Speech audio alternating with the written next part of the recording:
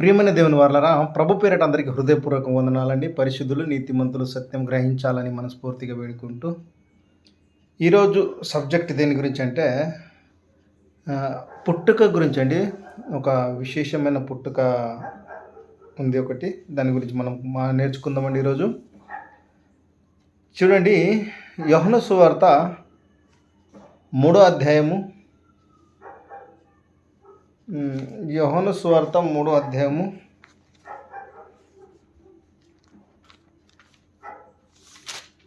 3వ వచనం నుంచి ఫస్ట్ నుంచి చూద్దామండి.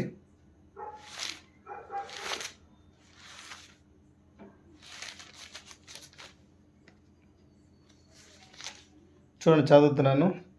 యూదుల అధికారి అయిన నికోదేమను పరిసయ్యుడు ఒకడుండెను.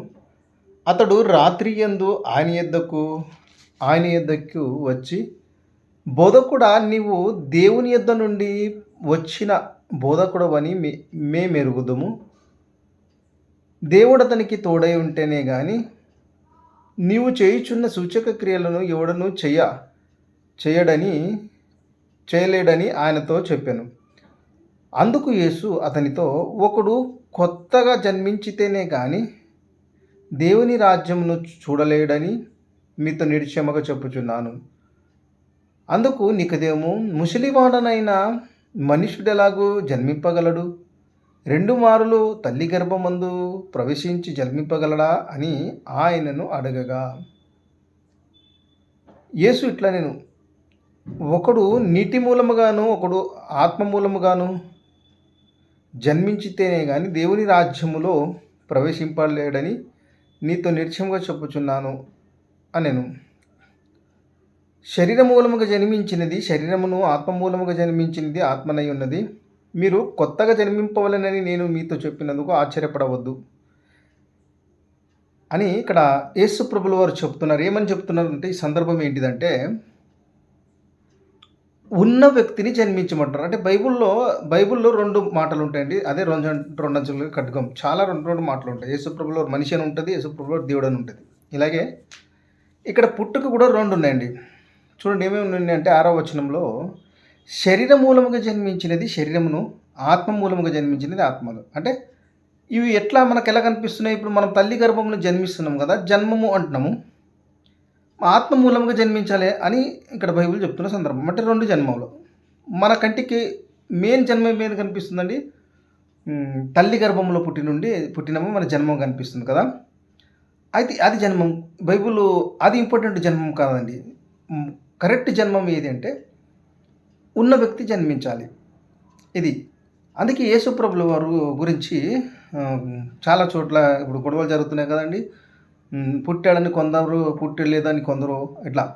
అంటే ఉన్న వ్యక్తి జన్మించాలి. ఇప్పుడు నికోదేము అనే వ్యక్తిని ఉన్న వ్యక్తిని జన్మించమంటున్నాడు. జన్మించమంటే ఆయన ఏమంటున్నాడు చూడండి,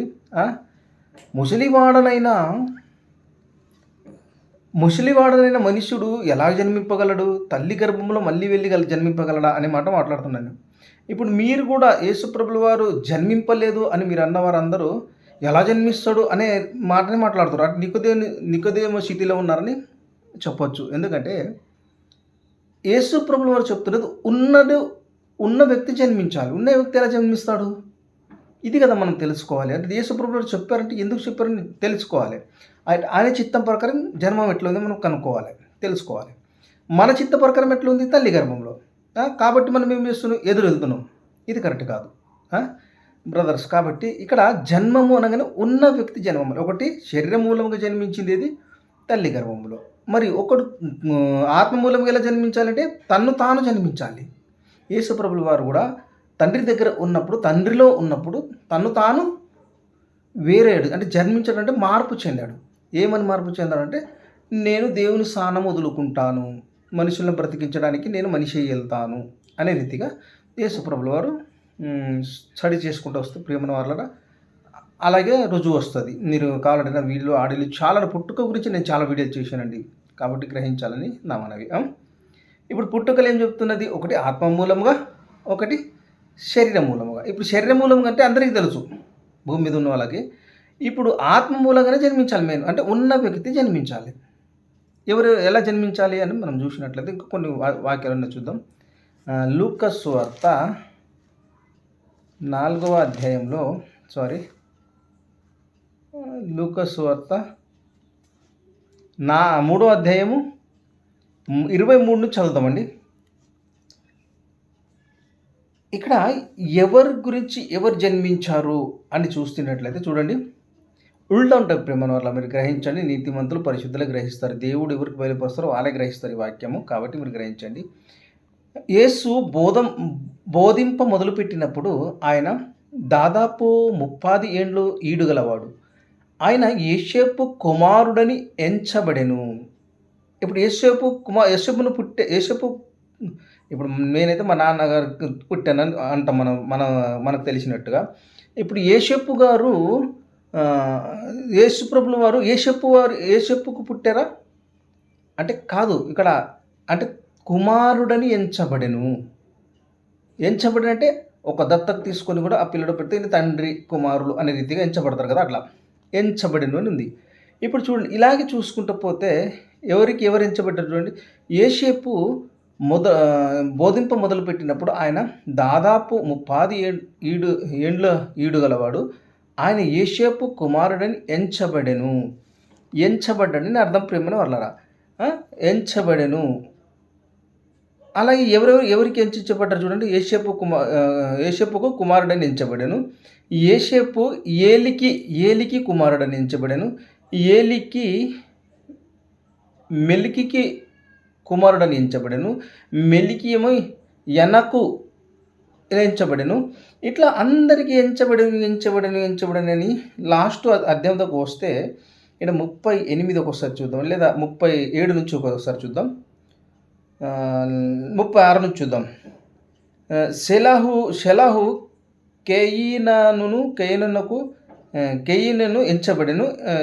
కేయినను అర్పక్షద్దు షేము ఎవరండి? షేము ఎవరు? ఆదము కుమారులు. షేము నోహావుకు తండ్రిగా ఎంచబడ్డాడు.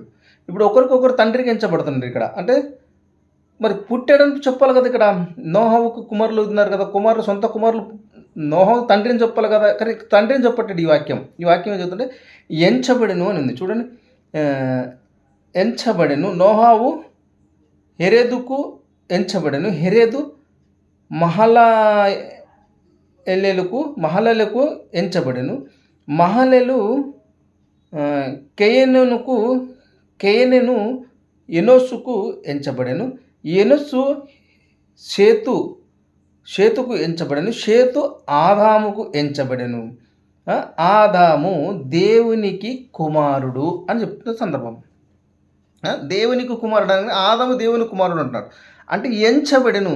ఇప్పుడు ఆదాముకు దేవుడు కుమారుడని ఎంచబడెను. అదే ఆదాముకు దేవుడు తండ్రి అని ఎంచబడెను అని ఉంది. అంటే దేవుడు ఆదాముకి కుమారుడిని ఇచ్చారు.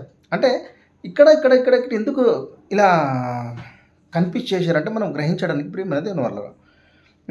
ఇప్పుడు చూడండి, వీళ్ళందరూ ఎంచబడిన వారే. ఎవరు?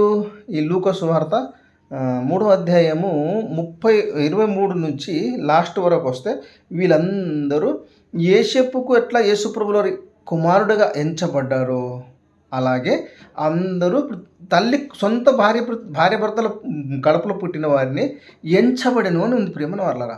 ఎంచబడెను అంటే పుట్టాను అని మనం అంటున్నాం కదా, కాకపోతే ఇక్కడ ఎంచబడెను అని ఉంది. మరి పుట్టినవారు ఎవరు? బైబిల్ ప్రకారంగా నిజాయితీ పుట్టినవారు ఎవరు అంటే వీళ్ళందరూ శరీర మూలంగా పుట్టారు. ఎవరు?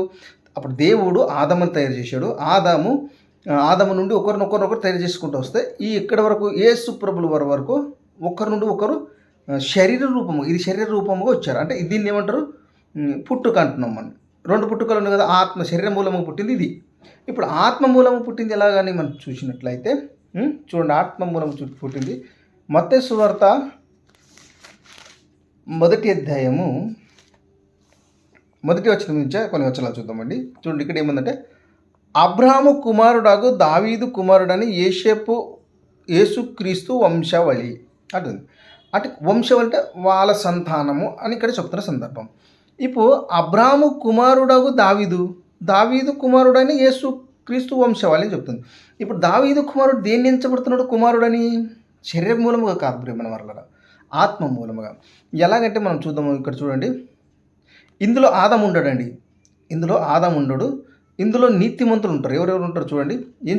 ఎంచబడిన వారే ఉంటారు. ఇక్కడ చూడండి, నేను చూపిస్తున్నాను. అబ్రాహాము ఇసాకును కనిన. దేవుడు ఫస్ట్ అబ్రాహాముని ఏర్పరచుకున్నాడు. అబ్రాహాము తర్వాత అబ్రాహాము ఎవరు నేర్పరిచారు? అబ్రాహాము వల్ల ఎవరు ఏర్పడ్డాడు అంటే ఇసాక్ అండి, ఆయన కుమారుడు ఇసాకు. అక్కడ ఇస్మాయిల్కి అని చెప్పట్లేదు, ఇసాకు. ఇసాకు తర్వాత ఎవరికి ఎంచబడ్డాడు? ఇసాకు యాకోబుని కనెను. చూసారా, యాకోబుని కన్నాడట. అబ్రాహాము ఇసాకును కనెను, ఇసాకు యాకోబును కనెను. మరి ఇసాకుకు ఇద్దరు కదా పిల్లలు, ఏషెప్పు, యాకోబు. మరి ఏషెప్పును కనేనని చెప్పట్లేదు, యాకోబును కనేనని చెప్తుంది. యాకోబు నీతిమంతుడు కాబట్టి యాకోబును కనేన. వీళ్ళు తను తాను జన్మించిన వారు, కొత్తగా జన్మించిన వారు, అంటే దేవుని మార్గంలో ఉన్నవారు వీళ్ళు. దేవుడు ఇది కాబట్టి ఇక్కడ ఏమంటే చూడండి, ఇంకా ఇసాకు యాకోబును కనెను, యాకోబు యూదా అతని అన్నదమ్ములను కనెను. చూసారా, మరి అక్కడక్కడ ఏషేపుకు ఇద్దరు కొడుకులు ఉన్నారు కదా, ఇద్దరు పిల్లలు కనెను చెప్పట్లేదు. కానీ ఇక్కడ యాకోబు దగ్గరికి రాగానే యాకోబు ఏషేపును కన్నాడు, ఏషేపు అన్నదమ్ములను కన్నాడు. ఇది యాకోబు ఇసాకుకు ఇద్దరు అన్నదమ్ములు. ఎవరు? ఒక ఏషేవు, ఒక ఆయన యాకోబు. మరి ఏషేవును కన్యనని ఇక్కడ చెప్పట్లేదు బైబుల్, యాకోబును కన్యను చెప్తుంది. మరి యాకోబు దగ్గరికి రాగానే యాకోబు కుమారుడని ఏషేపును కన్నాడు, ఏషేపును అన్నదమ్ములను, అంటే యూదను కన్నాడు, యూద అన్నదమ్ములు కన్నారు. అంటే అన్నదమ్ములు అంటే ఎవరు? యూద గోత్రం ఎంతమంది ఉన్నారో 12 గోత్రాలు ఉన్నాయి కదా, 12 మంది నీతిమంతులని బైబిల్ చెప్తున్న సందర్భం. 12 మంది తను తాను జన్మించినవారు, కొత్తగా జన్మించిన వారు వీరు ప్రియమైన దేవుని వారలారా. ఇలాగే అందరూ కన్నెను అనుకుంటూ వస్తే ఇక్కడ చూడండి ఒకసారి 8వ వచనం చదువుతాను. హాస యెహోషాపతును కనెను, యెహోషాపతు యెహోరామును కనెను, యెహోరాము ఉజియను కనెను, ఉజియా ఏనాతానును కనెను, ఏనాతాను అహజును కనెను, అహజు హిజికియాను కనెను, హిజికియా మనష్యను కనెను, మనష్య. ఇట్లా కనెను అని వస్తూ ఉంటే మనం ఎక్కడ దాకా 16 వచనం దాటి 16 దాకా చూద్దాం. 16 నుంచి చూద్దాం. యాకోబు మరి ఆయన 15 నుంచి చూద్దామండి. ఎలుహు ఎలియజారును కనెను, ఎలియజారు మత్తానును కనెను, మత్తాను యాకోబును కనెను, యాకోబు మరియ భర్త అయిన ఏషేపును కనెను. అంటే ఇది ఒకరి నుండి ఎట్లా కంటున్నారంటే తను తాను జన్మిస్తున్నారని ప్రియమైన వాళ్ళరా. మరియ భర్త అయిన ఏషేపును కనెను, ఏషేపు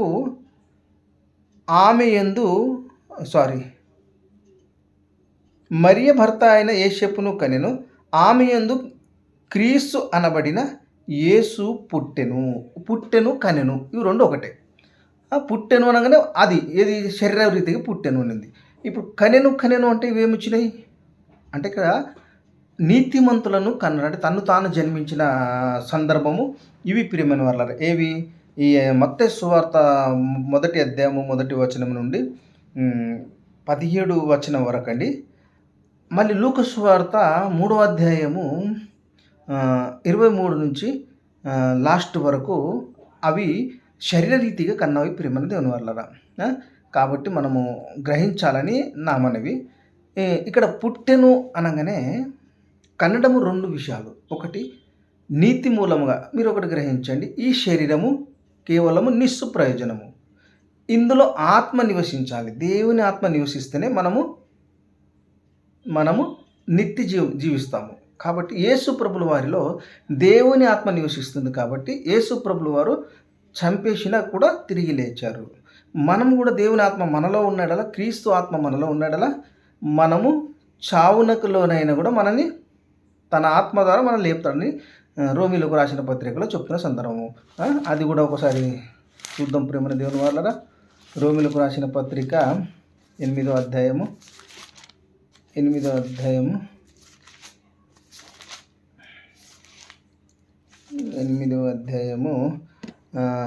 8 నుంచి కొన్ని చదువుదాం ప్రేమన వాళ్ళరా.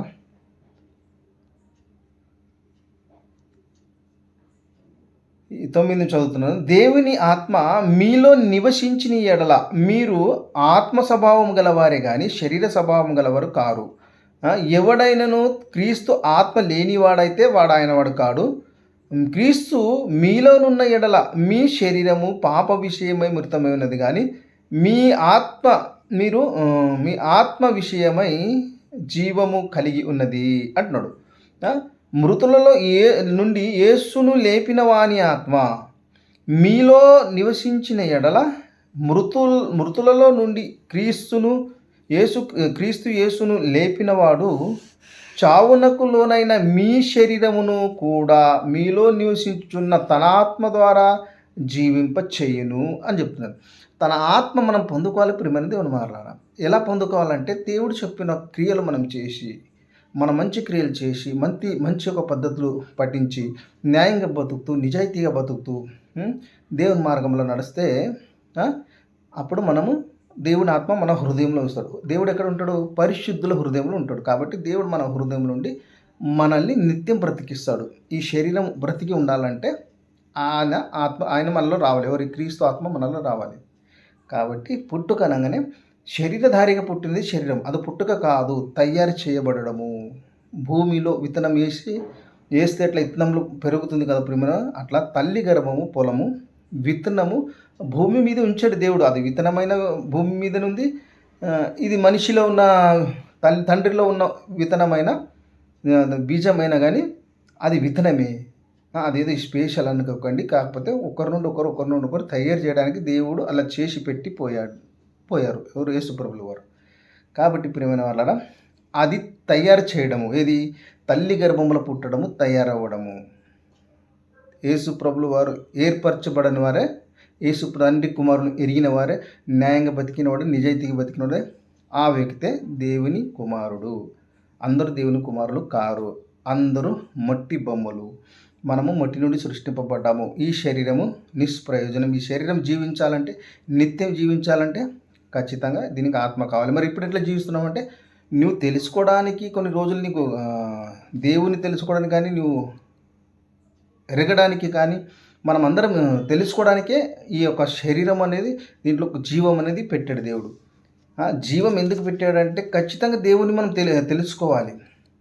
దేవుని తెలుసుకోవాలి, దేవుని ఆరాధించాలి. కాబట్టి దేవుని తెలుసుకోవాలి. కాబట్టి మనకు దేవుడు జీవం ఇచ్చాడు, మంచి చెడులు తెలివినిచ్చాడు.